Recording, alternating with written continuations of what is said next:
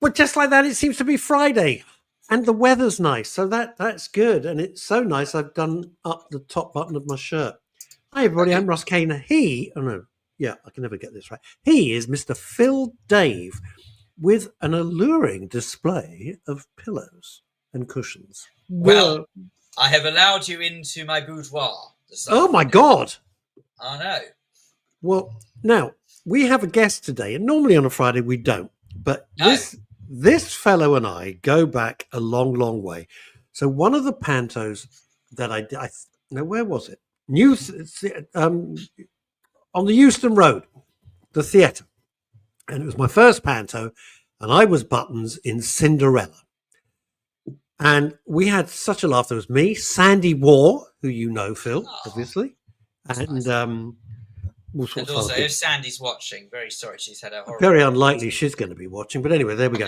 But she's had a horrible week, so if she has yes, somebody's passed away or something. I don't know. I never see her. Yes, it was her mum. Oh, right, okay. Anyway, down in the orchestra pit was this man. Hello, Kevin Farrell. Hello. And Kevin would do everything he could, every show, to make me laugh. No. Yes. You're telling me you got into mischief? What, with me and Kevin? No mischief whatsoever. And it was great fun. I mean, that was actually back in 1992. Oh God, was it really? I had a life back then, 1992. God almighty. If you say you weren't born, I'm coming round. I know where you live. I'm going to bitch slap you so hard. I would have been a mere 6 years old. Yeah. Why Phil is one of my closest friends, I don't know. But it shows the utter paucity of my life. Anyway, Kevin, I would look down and Kevin would do all these things and wear outrageous clothes and just try and make me giggle. And anybody who knows me well, I don't believe for a second, Kevin, that you wore outrageous clothes. I'm sure. No, I know. Don't get that impression. Don't get that impression at all. Anywho, here's the point. We're not here to reminisce about my utter genius on the stage as Buttons, one of the seminal performances of the West End. No. Because Kevin then went on to become one of the most acclaimed pianists in the world and tours the world. And something very similar, I feel. I said you were one of the greatest. Oh, I see where you're going. Oh, yes. Sorry. Yeah, yes. Yeah, sorry. I didn't no, hear it does sound like pianist. It sounds so close. Yes.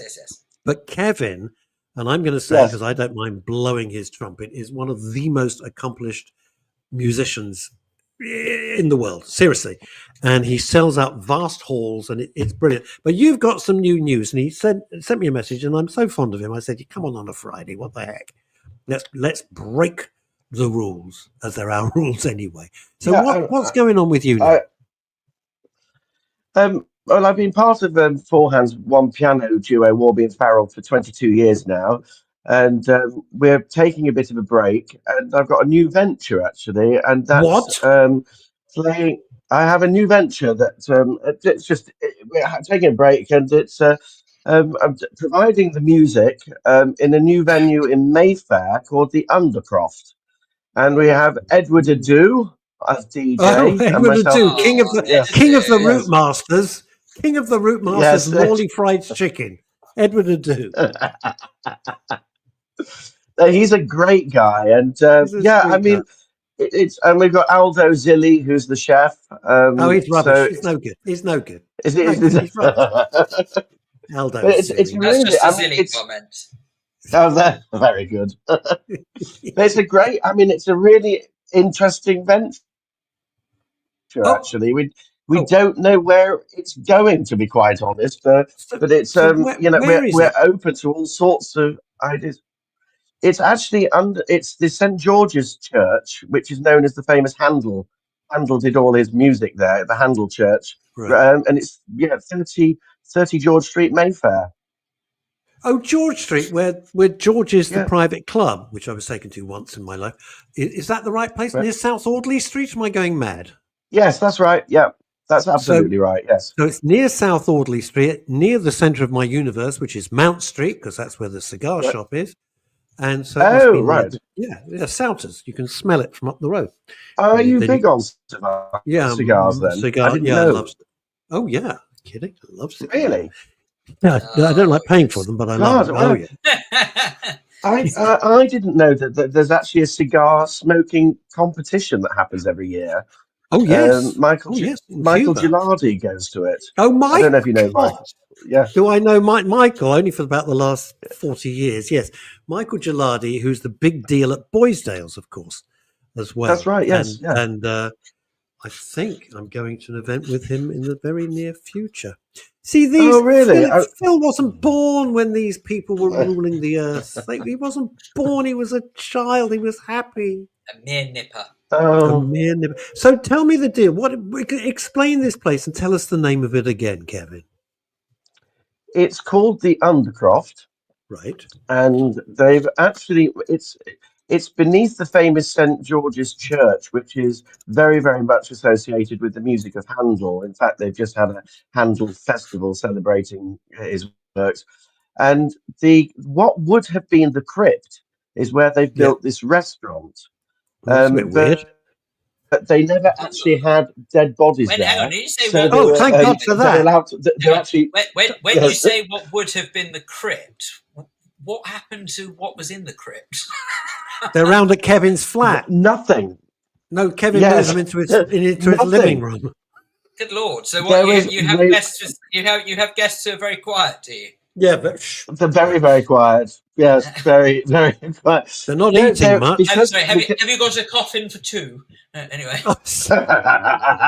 Actually, that's a very good idea. That's a very good idea. Yeah, it's a different type of espresso martini with coffin. Oh, yes. You could do this for the next hour. Yes. So anyway, because they didn't use it as a crypt, they're allowed to actually have it as a venue, and so that's what the owners have done. They spent it. It's been a 5-year passion, turning it into 5-year passion, turning it into this rather special venue that's all music, all food, all cocktails. I like the idea that it was never actually used as a crypt. That makes me feel a bit happier, to be honest with you. Yes, I was mildly concerned that it was something of what should be someone's final resting place ended up being their temporary resting place. So that's most people's final resting place is trying to get out of IKEA. You can't. I think there's people been there for about 17 years, just wandering around buying more light bulbs and cushions they don't need. Eating Sue Sleet is saying hello from sunny Fife. Hey, hello to Sue Sleet up in Fife. And we should say the hello to Robert Van Buren, horologist to the stars, the gorgeous Françoise Pascal. You know, what's happened now? Why am I don't know what's going on. Hang on. No, at the stage. What's going on now? It's all too exciting. I don't know what Phil's done. And from Spain, hello, Chrissy Richards. And of course, crazy name, crazy girl, Eve. Talking of crypts. I tell you what Phil's done is that I was trying to actually be quite clever. Just at that moment when you were reading out messages, my washing machine was beeping. So I thought it would be a really good idea for me just to make you center stage. I'd quickly run off, turn the washing machine, get back in time. So when you finish reading the messages, I'd go back to this screen. How did that work out for you, Phil? Phil? No one would notice. How did it work out? Unfortunately, you silky highlighted smooth? it. Jesus Christ. Yeah. Anyway, so Kevin, getting away from Phil's washing dilemma, although it was riveting, I'll give you that. So what, are you there every night? Some nights? What's the deal? Are you the resident guy in the corner tinkling the ivories? Yeah, I'm doing that, but we're also going to start having. We're going to invite guests down and have a kind of supper club. That's the idea. And so we'll have different guests. We're just building up. We've just started the whole venture actually, and it's just finding its feet at the moment, and it's very, very exciting. I love the sound of it. So it's you. And is Michael Gilardi part of this venture? He's just hanging about. He normally does. Michael usually is, and actually, and Michael has, before I was part of the double act actually with Stephen, Michael was Yep. kind of in charge of everything I did in London. All my work came from Michael No, actually when I was at the Lanesborough Hotel, and then this Phil, this double act, Kevin, Farrell and Warbley, it was amazing, just amazing. You know, you see, not so much anymore. No, it's rubbish now, but it was. Yeah. Oh yeah, I mean, we're taking a break at the moment, but we're taking a break. There's a play that's been written for us about us, which we're going to start touring next year. Oh my God. So we're just taking a break and doing other projects at the moment, so I'm involved. Is that the Vagina Monologues? Right, Paris. Wasn't it actually? Hang on a sec. I think it was Richard Herring who did his version of the Vagina Monologues, which was called Talking Cock.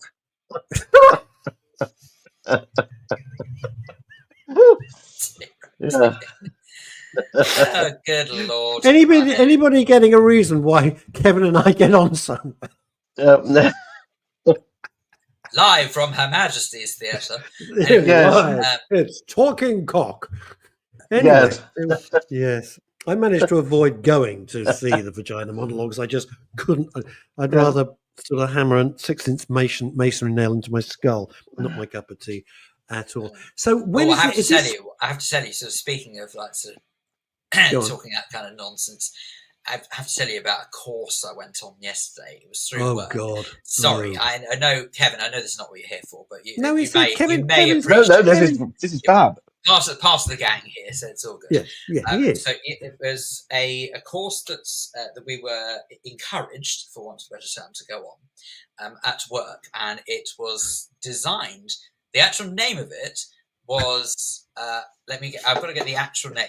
I know this is going to be so awful. It's honestly, it's shocking. Right. So the actual name of the course was called Leading Safe, Strong and Supported Teams, and how to make someone feel empowered and confident. And it was as BSy as it sounds. So this course went on for 2 hours. Now, thankfully for me, it was a remote course. It was for all of us. We were all remotely, and we were sort of all of us sat in this. We were sort of sat in our respective areas of the building, looking at our screens, watching this chap giving us this lecture on really. It was almost like he was trying to hypnotise us. That's the only way I can describe it. So the way that he was talking to us, he was saying, and I just want you to take a moment to think about how it would make someone feel if this happened and that. I thought, no wonder this course is 2 hours. If you hurried the hell up, it could be over in an hour. Get on with it, man. Anyway, it was shocking. It was. I mean, you could well appreciate that this guy probably hugs trees in his spare time. Was he wearing sandals? Thank God I didn't see his feet because it was under a desk, but I could well imagine it was. In fact, I don't even probably think he was. He's probably think that clothes are not liberating, so he probably wasn't wearing anything. Probably nothing. It's just, who knows? Absolutely awful. Naked from the next. So anyway, I had to endure that for 2 hours, and I still feel a bit nuts over it. To be honest with you, it's supposed to be all about empowering the mind. Phil, what did you learn? What can you share with people all over the world listening to your pearls? What could Kevin learn from this? I'll tell you exactly what Kevin can learn from this. Next time someone offers you a course to offer empowerment to others, just say no. You can at least use the excuse you're washing your hair. I can't. Absolutely ridiculous. Were you reviewing this course then? No, I was participating. I was summoned to take part in it as part of being where I work, being part of the management. We were all told we had to do it, and it was just so. To explain, Kevin, Phil in real life has a very important job with a gigantic broadcasting conglomerate. I'm not going to say what. Russ overplays it slightly. No, I don't. It's huge. It's huge. If you know London Bridge Station, which I'm sure you do. Yes, of course I do. Yes. You will know there is a vast skyscraper, not the Shard, but the one next to the Shard. That is Phil. Anyway, Wow. The point being is that sort of we were all encouraged to take part in said course, and I just wanted to know who I'd irritated at work to say that I had to take part in it. Well, that's going to be a long list, and we've only got an hour's show. I'm still excited because I think this Karen's is a life. Got the right idea. She says, "Sounds absolutely riveting, Phil." I'm making it sound more interesting than it was. I tell you. Anyway, my life's work is done because I've got the gorgeous Francoise Pascal to say the word cock. So I've got no further mountains to climb in my mind. That's it. You say that, but she's referring to the chicken. In your mind, she is. Anyway, there we are. So anyway, is this the Undercroft, right? The Undercroft. It's going now or next week or right now? Yes. It's going right now. I'm there tonight. Oh, are you? How does one get in? Do you book in advance? Can you do walk-ins? Just come in, walk in. No. That's one thing that we're completely avoiding, actually. You're private members. Good. Yeah, and actually the prices are absolutely, very, very reasonable as well. It's not crazy prices that you'd expect in Mayfair. Prices there. I have to ask you, based on both Russ and I knowing Edward Adu, what is his involvement? Buses. Edward is the DJ there. So I knew you were going to say that. Of course, he's doing soul sounds. Of course, he bloody is. Yes. Can I tell you my Edward Adu story? He goes, mate, we've got to go to Morley's Chicken. You've never tasted chicken till you've come to Morley's Fried Chicken. You've got to come to one that I go to in Brixton or Streatham. I said, yeah, I was Brixton. I said, I'll come with, right? That was before COVID. I'm still waiting. Every time I get a thing, blah, blah, blah, and I go, what about Morley's Chicken? Oh, yeah, we must do it. Believe me, I've also struggled to pin a certain Mr. Adu down. He's a very busy bee. So. I hope he turns up, Kevin. That's all I can say on the subject. This is quite interesting because I've been asked. I asked him last night to send me some music because I said let's do a set together, and he said he would, and I'm still waiting. Yeah, you're probably You've only waited one day. You've waited one day. I've waited 5 years for bloody Morley's Fried Chicken. 5 years, and he keeps going on and on. He is funny. But I have to say, he is honestly, and I'm not just saying this. He's one of the nicest guys. Yeah, he's a lovely guy. Without doubt. He is a lovely guy. Oh, he's not efficient, superb, not efficient, but a lovely fellow. Right, okay. I shall pass this on to him. I was watching him doing I find that it really fascinating, the whole mixing and everything that goes on with the DJs. It was just really fascinating. And then I asked him to, but he was listening. I didn't know that he was listening to something else. Whilst, you're doing your mixing. So I didn't know. I thought he was actually just listening to what we were listening to. And he's not. He's actually anticipating everything that's about to happen. It was amazing. What you do, having dabbled many years ago in DJing myself, is that what you do is it would be. I know. Yes, I used to do it for Simchas and stuff. Of course, already. Of course, you did. Not a bar mitzvah. I'll be Stop there. it! Come on, move on. So the point is that when I was doing that, you actually had to sort of listen to the next song to see where you could blend it in to make it work. So I had no idea. Oh yes. Oh, Philip. Hi. Philip Harling, greetings from North Yorkshire. Have a cuppa. I know what I like, and I like what I know. The name's Harling, Philip Harling. Get off my land. It'll be that. I presume everybody's like that in Yorkshire. Can I tell you my DJ story? There's one of the gang in Soho, called Rocking Dave. And Rocking Dave always wears a suit. Dave's legend. He wears a suit, two-tone shoes, and has a huge Johnny Cash jet black quiff. Yes. Rocking Dave.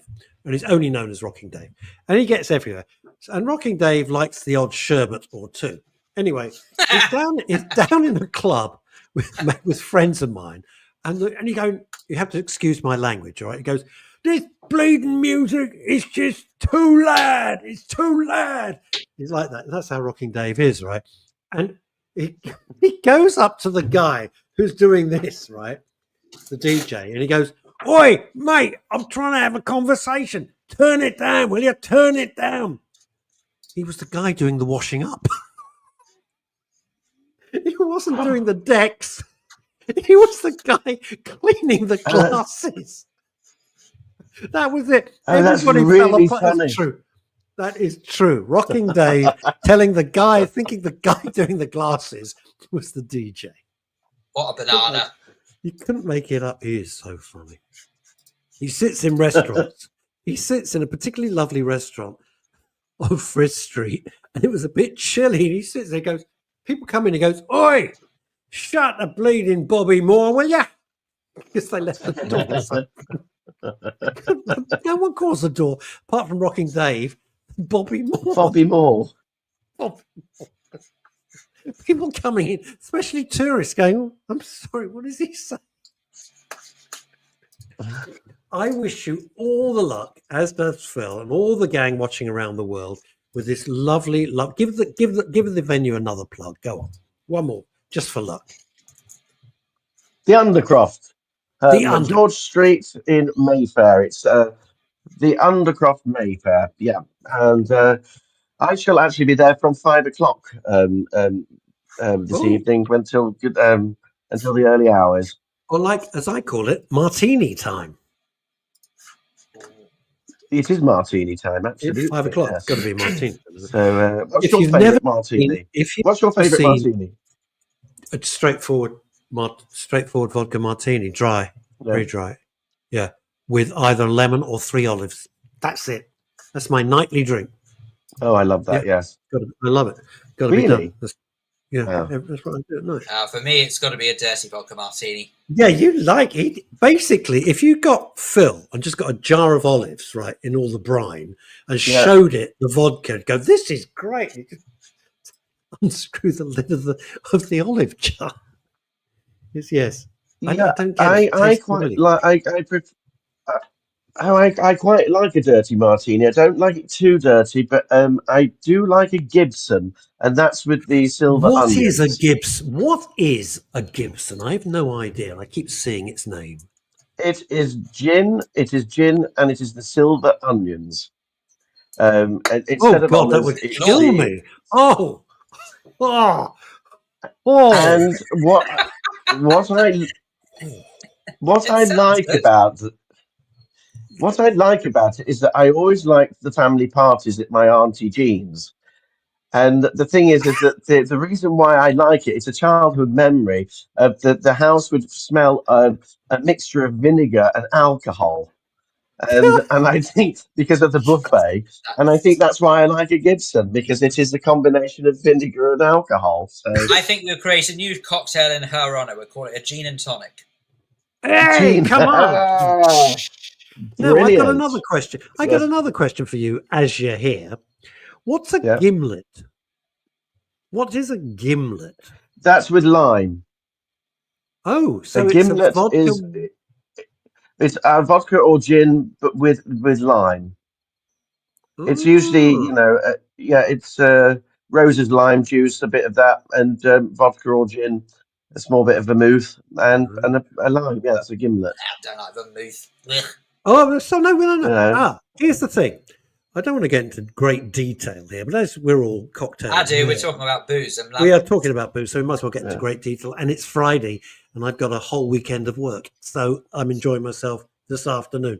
So, the two things. One is we actually named a cocktail at the Groucho Club. Right. We were myself, Colin Vaines, film producer, and Rachel Arto. We were there. Colin's a member. I'm not, and we're there. And the guy came out and said, "I'm trying this new cocktail. What do you think?" And he mixed it all up. It was absolutely fabulously delicious. So in honor of Colin working with him, we called it originally the Scorsese. And now it's just known on the menu as the Marty.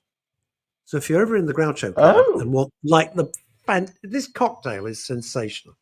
God knows what's gone in it, but it is delicious. So it's just called the Marty. So that was named. Right. We called it that. Yes.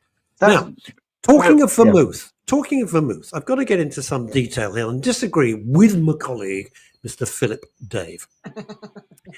I normally get the white vermouth from Lidl. I'll be honest with you, but it's kind of too sweet. Right. So I found a place. God, this is so pedantic. But I did find a place that sold Martini, not Bianco, the white one, Martini Bianco. Right? Yeah. Taste is completely different. Makes it fabulous. Seriously, a bit more expensive, but worth it. There you go. Yeah, I do like a tiny bit of vermouth in my martini, but if it's too much, like the old-fashioned way of making martinis, then it just tastes horrible. I don't like a massive amount of vermouth in it. No. Got first world problems. Well, these are important you issues. say that, but these are important problems. They are, because when the world is going to hell in a handcart, you might as well just say, well, I don't know how long I've got. Let's enjoy a drink. Let's have a nice cocktail. And it's important, cheers us up. Cheers us up. I said to somebody once that the two things that really annoy me that can upset my day, and this is how spoilt I am, and it's a broken egg in the morning. I may as well go back to bed because that's just going to ruin that entire day. And too much vermouth in a martini. There you go. That's a hell of a breakfast. Egg and martini. That works for me every time. And some days, believe me, it's a struggle not to. Philip Harling. Yes. Now, Manhattan. Phil, you'd know. What's a Manhattan? I know it, but I can't remember what I can't remember. What's a Manhattan? The Manhattan, isn't that's what do you call it? It's bourbon, isn't it? Isn't it bourbon? I think it's got bourbon. And then Manhattan's got bourbon in, and also it's got the maraschino cherries, and also red vermouth. I think. Yeah, I think it's. Philip, help us out. Vermouth. Philip, what's in a Manhattan? Philip Harling, we're looking to you for. I think it's maraschino. Bourbon. Angostura bitters. Angostura bitters. Right. Manhattan. Yes. Yeah, whiskey, vermouth, bitters, maraschino sherry, and that's about it. Do you think Philip Harling up in Yorkshire has a little supply of maraschino sherries or not? Well, not. Don't know. Do they grow them in Yorkshire? Probably not. Kevin, we wish you all the very, very, very best. Bless you for coming on the show. Appreciate it. All the best with the new venture. And if you've never seen Kevin play, I'm not just saying this, he is astonishing. I promise you. Go, you'll enjoy it. I have no vested interest other than he's an old pal and made me laugh. Thank you so much. 8 solid weeks in Panto. Bless you. See you soon. I'll see you down in the undercroft. Bye-bye. Take care. Cheers. Bye. Well, he's such a. Where are you now? In Versailles or so? Where the hell are you? Well, I've stepped out into the garden today. Oh, that's nice. You're keeping that garden beautifully manicured. Thanks. It takes up so much of my time. Do you have any help, or do you do it yourself? Well, I'm sort of reasonably good at trimming the bushes, but it's the. I'm gonna don't. Whatever you're thinking, just nothing. Just don't. God, Chantal's watching.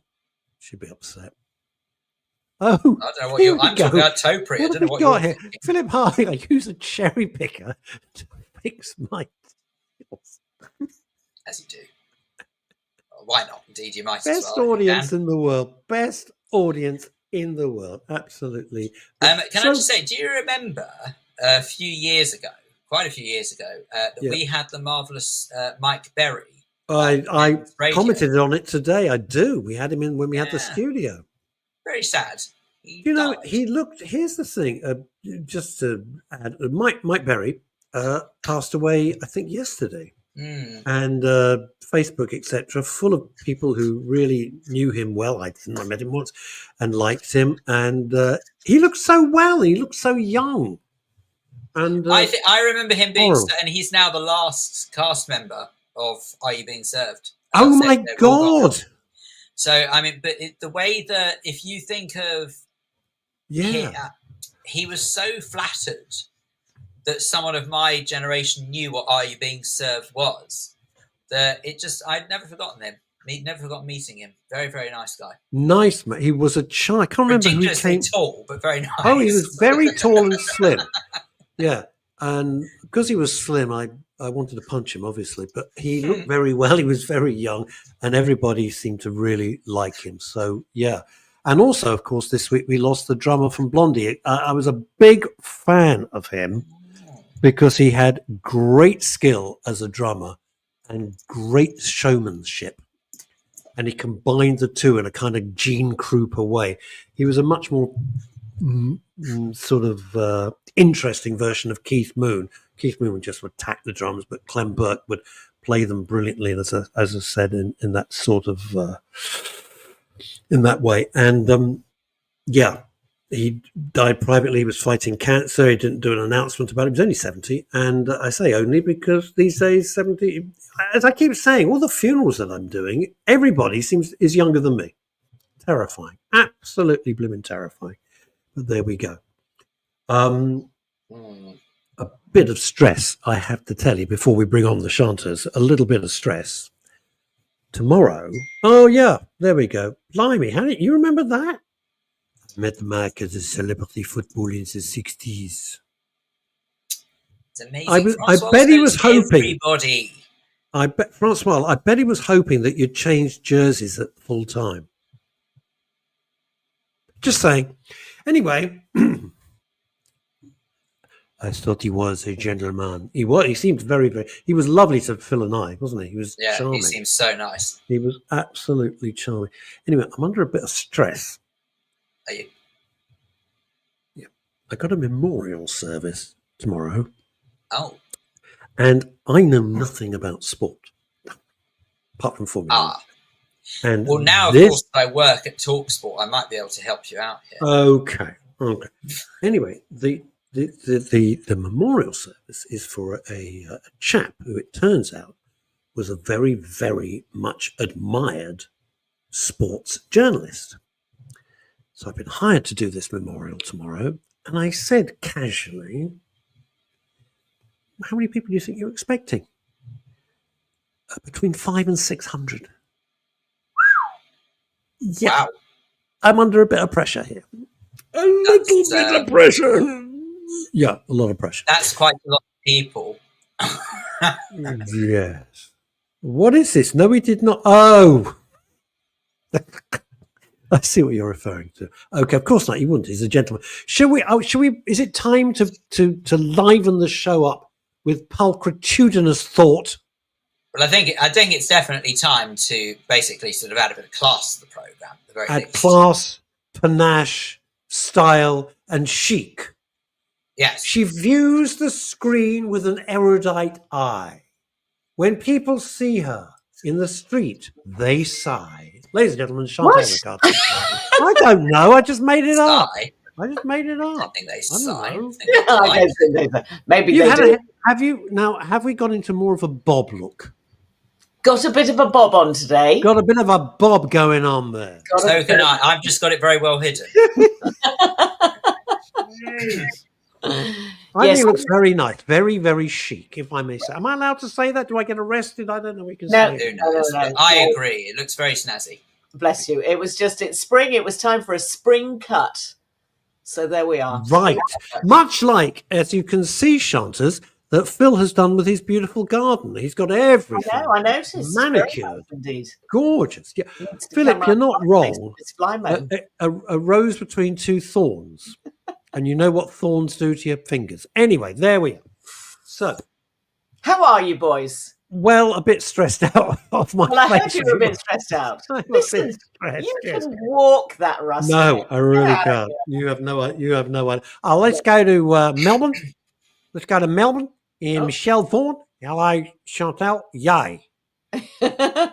She's quite. I find myself surprisingly chipper. Thank you, Chantal. I don't know why I am actually. But, good.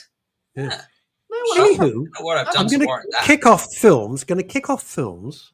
I was kindly invited to see a special screening at the British Museum this week of the new Ralph Fiennes film called The Return. Oh, The Return. I have not seen it. Well, so anyway, British Museum, because it's about the return. It's like part of the Homer Odyssey and everything like that. Return of the Money? No. No, not Return of the Marine. No, Homer's Odyssey, the Greek fable. Return of the Mac. Okay. Why did I? Oh, she's not in. Hang on. I'm sorry. I thought you were in Melbourne. No, she's not in Melbourne. She's in Sydney. Oh, okay. She's normally in Sydney. Yeah. Oh, right. There's my mistake there, Michelle. Sorry there. Flying Doctor to Wimmera Base. Flying Doctor to Wimmera Base. Anyway, so I saw this film, and afterwards there was a Q&A with Rafe and the director, and of course 2 of the Grand Fromages from the British Museum. Oh, wow. And it took this guy, Mr. Pasolini, Signor Pasolini, Yes. 30 years, 30, Yes. to bring this film to fruition. This is not Paolo Pasolini. No, Umberto Pasolini. Right. Yeah, Umberto Pasolini. And 30 years. I have to confess, and I know this is very, very bad form, I left the Q&A after listening. No, it wasn't a BAFTA screening, so that's okay. It wasn't a BAFTA screening, but I left the Q&A after listening to a 10-minute debate on whether the loom that Penelope was weaving the shroud upon should have been vertical or horizontal. Oh, for goodness sake. No, I'm not joking. That's after 10 minutes of listening... That seems quite dull. Well, it's funny you should say that, my young friend, because that was kind of what passed through my mind. In other words, shoot me now. Anyway, I left at that point. Sounds like they needed a decent producer to come in and sort them out. Well, I gotta... Yeah. Anyway, it was an interesting It was all doom and loom. Oh, hey! There you go. There you go. Although how a film could take 30 years to come to the screen, God only knows. Anyway, what have you seen this week? Chantal Rickards OBE. It's sort of interesting. There's a whole load of stuff out there, and sorting out the wheat from the chaff this week has been rather difficult. And I'm going to throw in a few suggestions, but I'm going to ask the audience to come with me on the journey. And actually, if they get further than me in watching these series, they need to feed back and tell me whether they turned out to be good or bad. Because some of them sort of featuring really good headlining people. And I got to the end of episode 1 for a couple of these, and I just wasn't quite sure whether they were going to pull it off or not, but I'm going to tell you about them anyway. So the first one is, only because I completely adore the actor, is the new series with Billy Bob Thornton, the American actor. Oh, yes. Who always plays sort of interesting characters, because he's just got that grizzled face that suggests that all of life has gone before him, and he's just woken up grumpy again. And indeed, this is just the same thing. So he plays, it's very good. It's called Landman. It's on Paramount, which I don't know if you've got, but if you haven't, you should get it just for a little while and try these things out. It's from the same team that created Yellowstone and 1923 and Taylor Sheridan. So it comes from a very good place, as it were. And a landman is the sort of middle management guy who works for the oil owners in Texas. Okay. So the oil baron, if you like, is John Hamm from Mad Men. I'm sure you'll remember John Hamm, gorgeous John Hamm. And the character that is played by Billy Bob is this sort of middle management fixer guy who has to try and keep everybody happy. West Texas, seemingly, is a bit of it's an area that feels a bit like bandit country. It's quite close to the Mexican border, so there's quite a lot of stories that involved cartels and drug running. Very convoluted story about the Billy Bob character and his backstory, his bonkers wife, his 2 children, one of whom is a very bright young man who's decided that he wants to be a rigger on an oil well.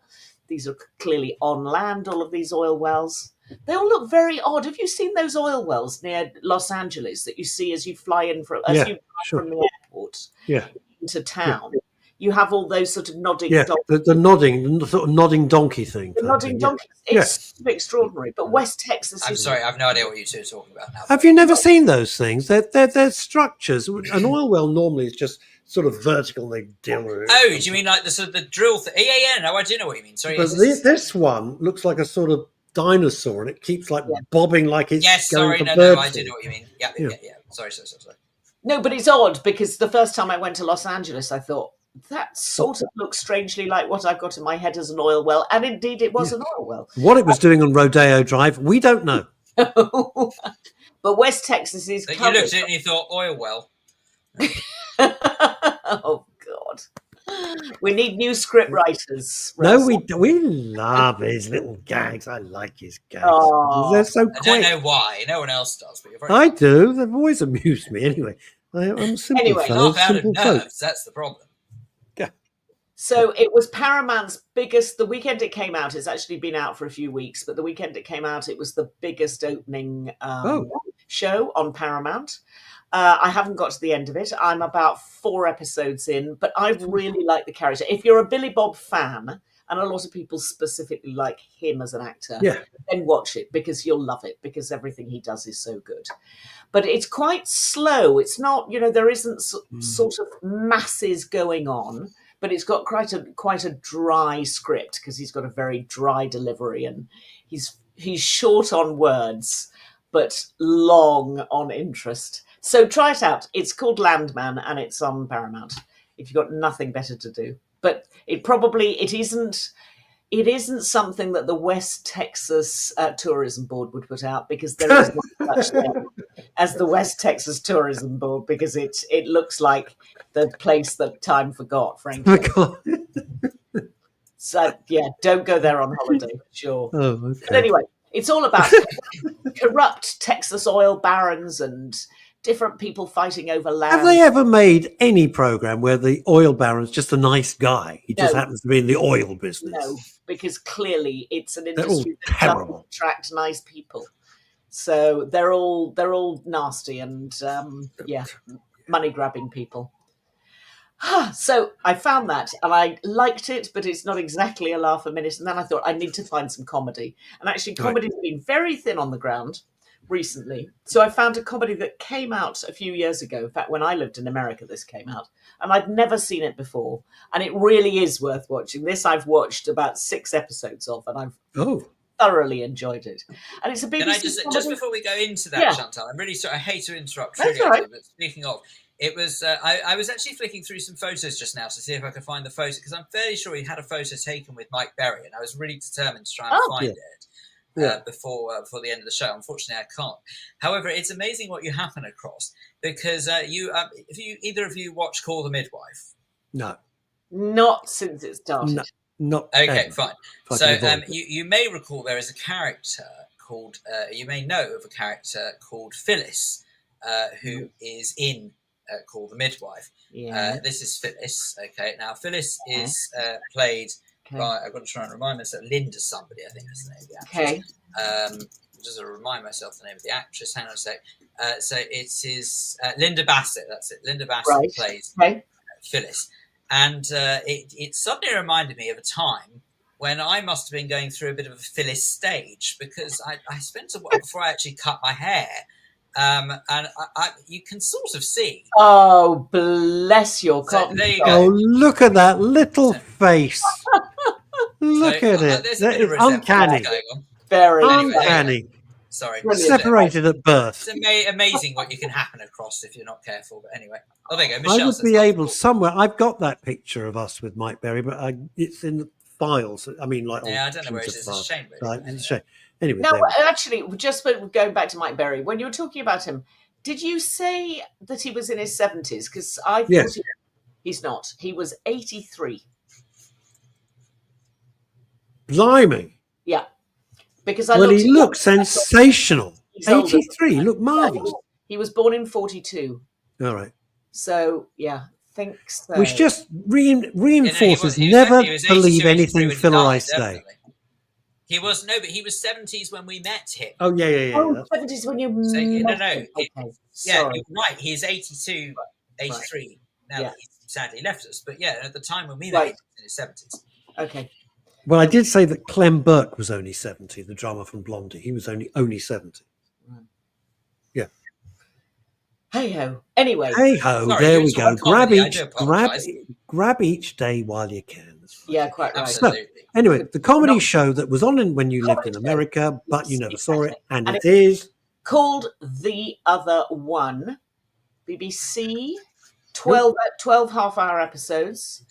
And the idea, the conceit is middle-class man dies, leaving behind a wife, Rebecca Front, the actress Rebecca Front, who I love. Oh, yes. And it then transpires that his death reveals very interesting things about his children.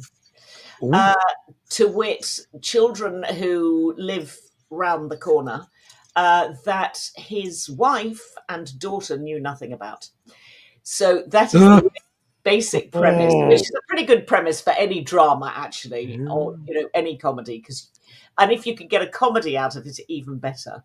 But actually, he had two daughters, one called Kathy and one called Kat, or one called Catherine and one called Kat, who are identical in age from two different mothers. So that can't get too confusing.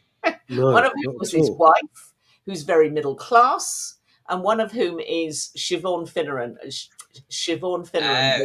Lancastrian actress who I always bang on about. We like her. So good. And she is a sort of working class mum. And of course, the two daughters meet and the two mums meet, and the story goes from there. And I haven't spoiled too much of it because there are many more reveals to come. But it's beautifully played out. So it's a sort of, it's a comedy based around the different areas that these people come from, their social standing, their background. But it's also rather beautiful about how people come together through loss.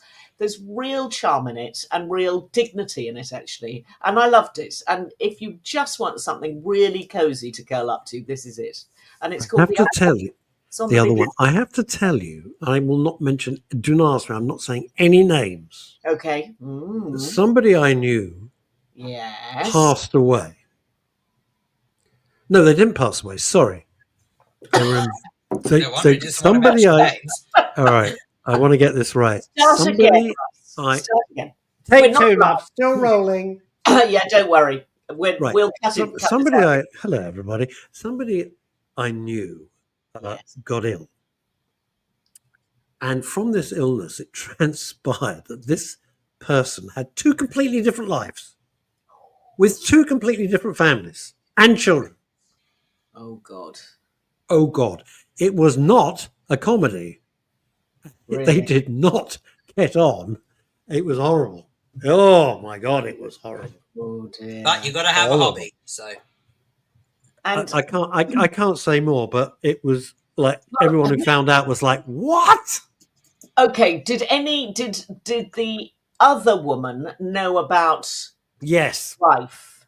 Yes. Okay, but the wife didn't know about the other woman. Nor did the children. And the children didn't know about anything. No. Oh, God. Oh, that's a mess. Can you imagine the shock when I was told that Phil was my son? Imagine the shock I felt. Dear anyway, made my hair fall out. The thing is, Phil's way younger than two of my kids. That's what always freaks me out. He's going to come round and box your ears. No, but it's interesting if you can make a comedy out of that. But it was horrible for everybody involved. It was absolutely ghastly.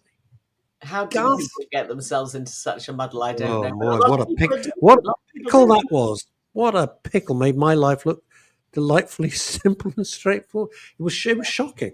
It was shocking, but these things happen. These things do happen. It is said that 25% of children are not from the person they think is their father.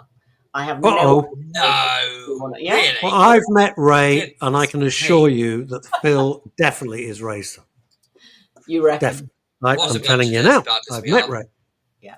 Is that right? 25%? Yeah. I wonder how that... Good Lord. Mark Elvis happens in Bletchley every week. I would question the research that went into that piece of Sounds very high, doesn't it, really? Well, it does sound incredibly high, but I read that in the Sunday Times. Oh, well, it must be true if it's in the papers. It's in the papers. Yeah, for goodness sake. Right, wow. Okay. Right, something for Guy Ritchie fans, because yes. I think you're either a Guy Ritchie fan or you're not. Okay, and I'm going to preface. I think that's Madonna's theory as well. Okay, and I'm going to tell the sisterhood here that there are an awful lot of sweary words that begin with the letter C.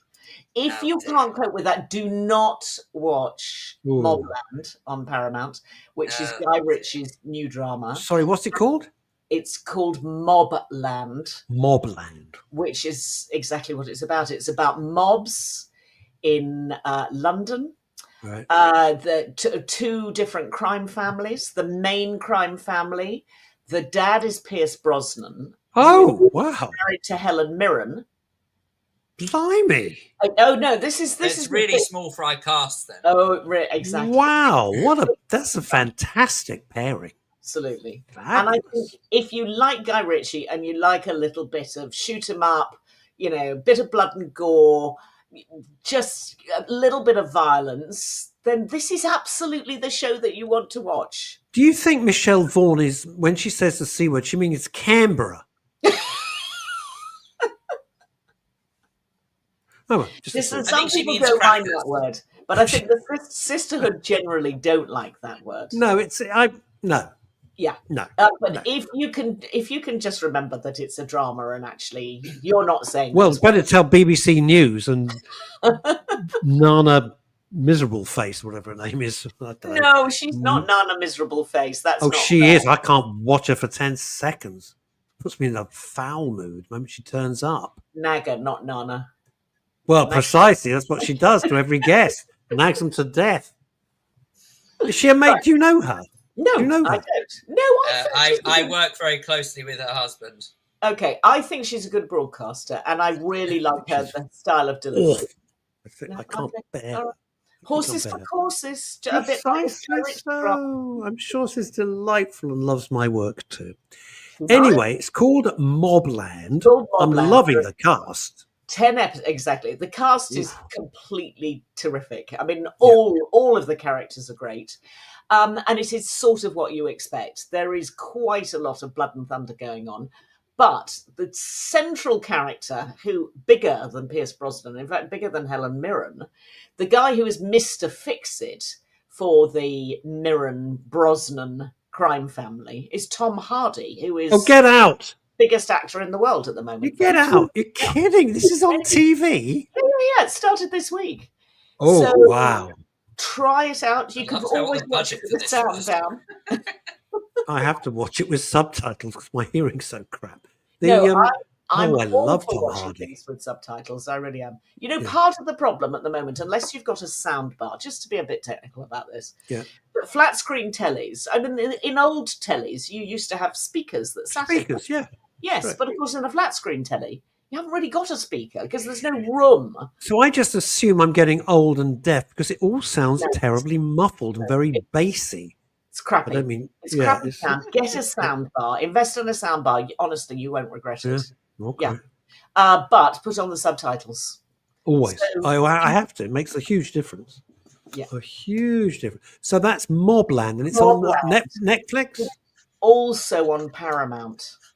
So you come on! No, I know. I struggled to find things on the main channels this week, which was why It's on Paramount. It is on Paramount. And then the next one I'm going to tell you about is on Apple TV. Oh, blimey. I know. But it's got John Hamm in, so it had me at hello. Yeah, of course it did, yeah. It had me. And I've met him, and he really is as good in real life. I met him and Elizabeth Moss down in Cannes. And at the time I was smoking, and we stood outside some very fancy party on the Croisette. Can I interrupt you for a second? Because everybody watching you for the last few years goes, you're always smoking. No, that's not true. I haven't smoked for 10 years. No, not that sort of smoking. I don't think he means that. Paying you a compliment. I believe he's being smutty. I'm sorry, I missed that completely. Well, I should say thank you, probably. Michelle, why are you friends with her, Mish? I don't know. I was an occasional smoker, and I was occasionally smoking on that very night on the Croisette in Cannes with John Hamm, and he's as good as they come. Okay. So there we are. Not that I'm biased or anything. No, not at all. Not in the least. Anyway, John Hamm is in this brand new. It's not a comedy caper; it's a drama. He starts out being, Mr. Master of the Universe, Wall Street, in the money business, and everything's going well except for the fact that he has been divorced the year before. So he's not quite on the up, but everything else is fine. And then suddenly he loses his job. And all of this happens in the first 5 minutes. The opening scene between him and one of his co-workers is absolutely brilliant. I mean, it's electrifyingly well written. But basically, it sets the whole thing up so that you know that this man who's got everything is going to end up in a place where very soon he's going to have nothing. And he then has to completely change his life. And then we get into massive jeopardy because he takes the wrong path to try and get his money back. So I'm not going to tell you anymore because I think I want to keep some of the surprises there.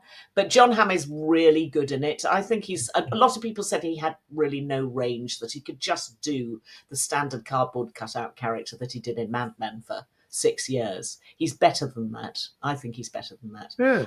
I think this is great, and it's called Your Friends and Neighbours, which gives you an idea of who the panoply of characters are in the background, who all were his next door neighbours, and they all play parts in this. So they'll probably turn their back on him. Now, this is hideously unprofessional of me. Right. And you must forgive me. And you're going. I'm afraid I need to drop out. So you always please do. excuse me. Because that garden will not tend itself. That garden won't attend itself. Carry on regardless. Come round with your Flymo. I shall see you both next week. I'm really, really sorry. But not at all. Bye-bye. Can I tell you my Flymo story? No, have you got a Flymo? I do have a Flymo. No, I don't. No. I'll tell you my Flymo story. So it was in the days when I think Dallas and Dynasty was on, or whatever it was. I was doing the Flying Eye, right? Yeah. And somebody came on one of these huge Hollywood soaps with a new hairdo. I think it was Pammy, and it was dreadful. And all I said was, "Blimey, does she have her hair done by Flymo?" No. Right? Yeah, because it's a gag, right? Yeah. Flymo, of course. People thought it was just a gag. They got this thing with Pammy's hair looked bonkers, right? Yeah, quite a good Flymo, gag. of course, did this whole legal letter. No. You're insinuating that our product doesn't leave things neat and tidy. Blah, blah, blah. It's just like, oh God! Come on, it's a gag. Stop it. It's true though. That was my Flymo story. I think Flymos are pretty good. I think they're good actually. I really like them. I thought you were going to say they sent you around a free Flymo for the. No, well that would be pretty pointless on concrete. But I used to, when I had grass and everything, I'd use a Flymo. They were great. I loved them. Hovering around like that. They're marvelous. Anyway, there we are. Okay, I'm trying to think. I watched 8 or 10 part sort of adults, grown up, not anime, but I can't think of the bloody name. It was terrific. On which channel? Netflix. Okay. And I can't think of the best one I've seen in years was Blue Eyed Samurai, which was unbelievably good. Unbelievably good. I think they're making series 2. I hope so. It'll take forever because the artwork was magnificent. If you like those type of programs, and a lot of people don't, I do. Proper storytelling, really good characters, but it's all done in animated style. Blue Eyed Samurai was the best I've seen in years. Okay. Beautiful. Should we remind ourselves of this just to cheer ourselves up? Oh, bless. He looks about his little face. His little face. Oh, very nice picture. Do you know what I do for his mum? His mum, of course, loves, as Phil does, but his mum loves Dachshunds. What do you call sausage dogs? Yeah. So I send her every day. I don't know why they come up on my feed because I've never had a sausage dog in my life. And I send her little funny film clips of sausage dogs. And I keep saying to her, I hope I'm not boring. She says, no, they cheer me up. They make my day. Keep sending all these little funny. Now, Michelle, your friend down in Sydney, is loving The Residents on Netflix. Oh. I watched episode 1 Right. And I liked it. I haven't gone back. I don't know why. I just can't. Yeah. I haven't gone back either, and that's probably one of the reasons that I didn't put it on this week's list. But I might go back. I haven't got much on this weekend, so I might have a bit of a telly-watching weekend. Oh, I wish I could say this. I wish to God I could say this. I'm eagerly awaiting something called The Pit, which everybody in America is talking about. But I'll when I find out what the release date is in the UK, then we'll talk about it. No, I got confused because you mentioned the fabulous Tom Hardy, who I think is just he dominate. I don't know how people do it. Some people just dominate a screen, don't they? The charisma, you can't take your eyes off them when they're on the screen. He's got the riz. Yeah, they just pull the focus. And there's a thing called Havoc, which looks very hardcore. It's by the director who made The Raid. And if you've never seen The Raid, wow. Not the American version, the original Korean version of The Raid. No. Do you know this one? The original Korean version of something called I watch a lot of Korean cinema because it's incredibly good. Okay. It's incredibly good.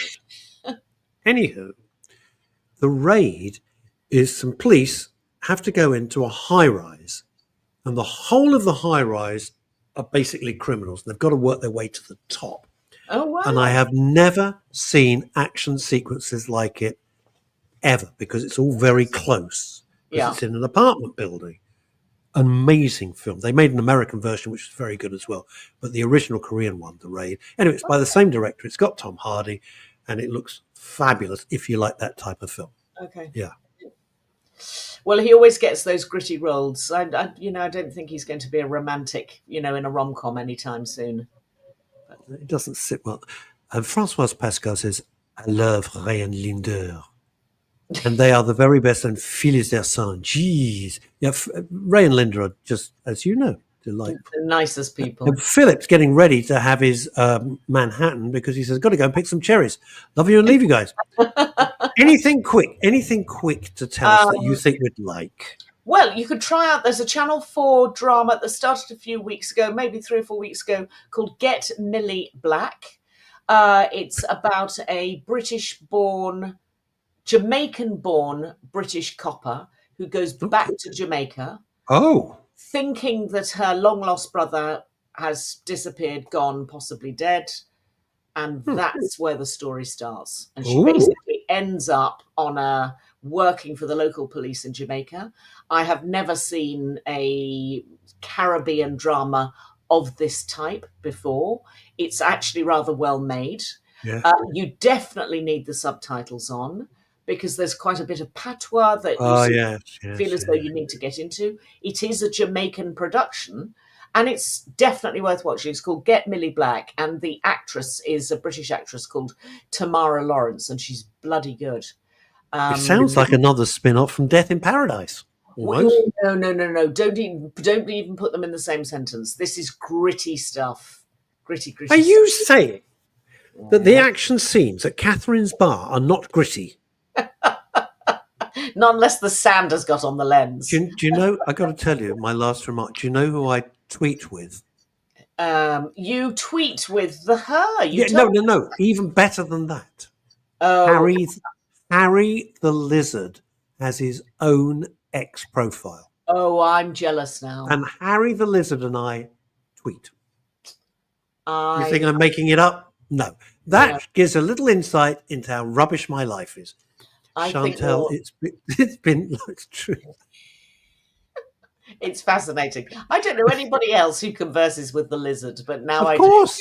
I also said I'd represent him as his agent and manager. Actually, get him more screen time. Yeah. Hey ho. Anyway, there we are. Okay, right, Chantal, thank you so much. Well, yes, thank you so much. Yeah, and that is it. I'm trying to look for the. Oh, here we go. There you are. Right. That's it for another week. We'll be back on Monday. Chantal makes me laugh. Thank you all for your lovely comments. Thank you for supporting the channel. It's great. Without you, we're nothing. But it looks like you're having fun, and we're having fun, and that's what it's all about in the miserable old world. Until we meet again on Monday, try and stay out of trouble. And remember, don't tweet any hurty words because,